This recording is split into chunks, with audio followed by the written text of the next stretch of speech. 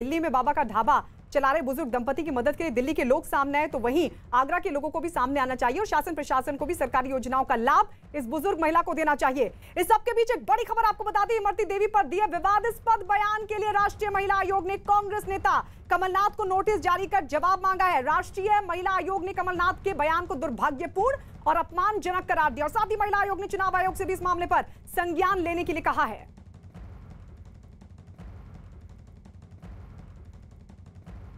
आइए आपको सुनवाते कमलनाथ का वो बयान जिस पर महिला आयोग की तरफ से उन्हें नोटिस देकर जवाब मांगा गया है।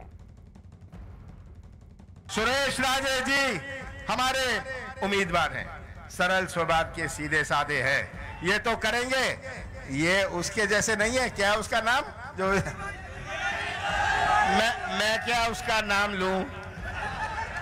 आप तो उसको मेरे से ज्यादा पहचानते हैं। आपको तो मुझे पहले ही सावधान कर देना चाहिए था।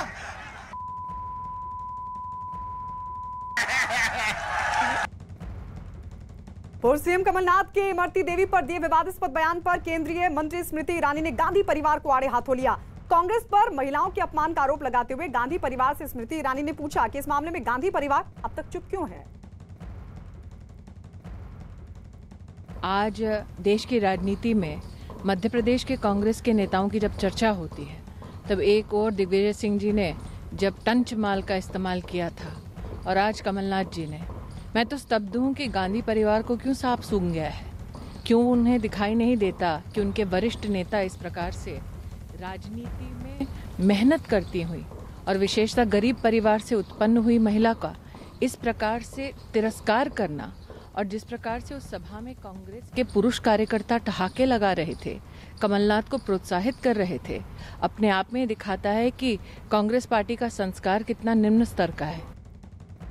और इस वक्त की सबसे बड़ी खबर, मध्य प्रदेश विधानसभा उपचुनाव में मचे सियासी घमासान से जुड़ी बड़ी खबर, जिसमें कांग्रेस के पूर्व मुख्यमंत्री कमलनाथ के एक विवादास्पद बयान से मचा है हंगामा। मध्य प्रदेश में होने वाले उपचुनाव के लिए प्रचार के दौरान पूर्व मुख्यमंत्री कमलनाथ ने भरी सभा में बीजेपी के उम्मीदवार इमरती देवी के लिए ऐसा बयान दे डाला जिसके बाद राज्य की बीजेपी सरकार और नेता कांग्रेस पर हमलावर हैं। इतना ही नहीं, मुख्यमंत्री शिवराज सिंह चौहान ने कमलनाथ के बयान के विरोध में मौन व्रत रखने का ऐलान भी कर दिया, जबकि बीजेपी ने उस बयान को महिला विरोधी करार दिया। इस वक्त की सबसे बड़ी खबर, एमपी की राजनीति में सियासी भूचाल। मंत्री इमरती देवी के लिए कमलनाथ की जुबान फिसली। कमलनाथ के बयान पर हमलावर हुई बीजेपी।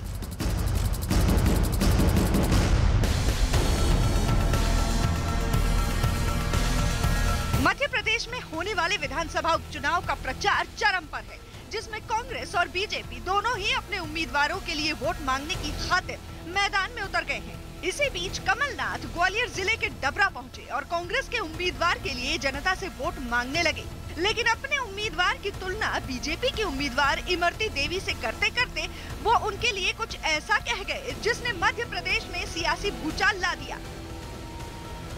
सुरेश राजे जी हमारे उम्मीदवार हैं, सरल स्वभाव के, सीधे साधे हैं। ये तो करेंगे, ये उसके जैसे नहीं है। क्या उसका नाम जो मैं क्या उसका नाम लूं? आप तो उसको मेरे से ज्यादा पहचानते हैं। आपको तो मुझे पहले ही सावधान कर देना चाहिए था। ये क्या आइटम है? ये क्या आइटम है?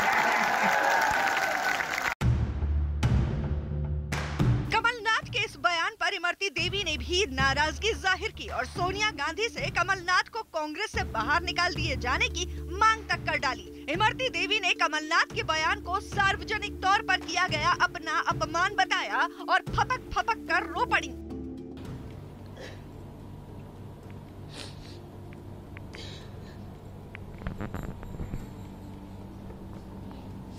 मैं कमलनाथ जी के पैर छूती थी और अपना बड़ा भाई मानती थी कमलनाथ को, पर कमलनाथ ने आज अपनी बहन के सम्मान करने से वो कतरा गए। अपनी बहन की भी धज्जियाँ उड़ाई उनने। ऐसे कमलनाथ जी से मैं कहती हूँ कि तू इस लाख है ही नहीं। कमलनाथ तो राजनीति लाख नहीं, राजनीति करने वे के लाख नंजा। जब तू एक ऐसी महिला से ऐसे बोल सकता है तो तेरी नीयत कितनी खराब होगी। मैं चाहती हूँ कि सोनिया गांधी से मैं मांगती हूँ वे राष्ट्रीय अध्यक्ष के नाते ऐसे कमलनाथ को अपनी पार्टी से हटाएं। कमलनाथ के इमरती देवी के विरोध में बोलने की असली वजह चुनाव से बढ़कर है, जो उनके कांग्रेस से जुड़े इतिहास की तरफ इशारा करती है।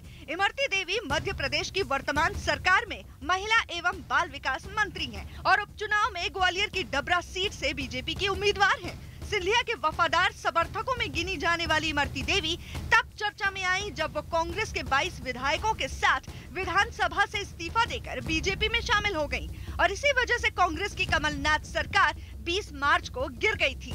इसके बाद शिवराज सिंह चौहान के नेतृत्व में बीजेपी 23 मार्च को सूबे की सत्ता में लौट आई थी, जिसके बाद हो रहे विधानसभा उपचुनाव में इमरती देवी ग्वालियर जिले की डबरा सीट से बीजेपी की उम्मीदवार हैं। जहां दिए गए भाषण में कमलनाथ की विवादास्पद टिप्पणी पर बीजेपी ने अब पलटवार करने की रणनीति भी बनाई। उनको समावेश करने की बात है, उसको भी जरूर हम करेंगे। एक सुझाव आया कि सिंकोना एक बहुत मेडिसिनल हर्ब है जिसका उपयोग होना चाहिए। मित्रों, ये सब चीजें करने वाले सिर्फ भारतीय जनता पार्टी के ही लोग कर सकते हैं। इसलिए हम आपको इसलिए कह रहे हैं कि हिमाचल प्रदेश में हमारी सरकार आई, हमने बद्दी को एक मेडिसिनल हब में परिवर्तित कर दिया।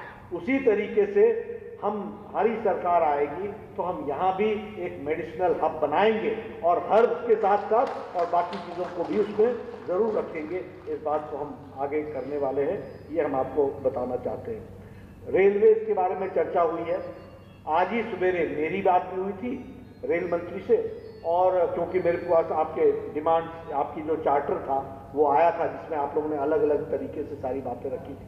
तो दिल्ली से चलने से पहले मैंने हमारे रेल मंत्री जी से बात की थी। उनका कल ही ऑपरेशन हुआ था, लेकिन फिर भी वो ठीक थे और उन्होंने 4 दिन के आराम के लिए छुट्टी मांगी। हमने कहा 4 नहीं, आप 1 सप्ताह लगाओ।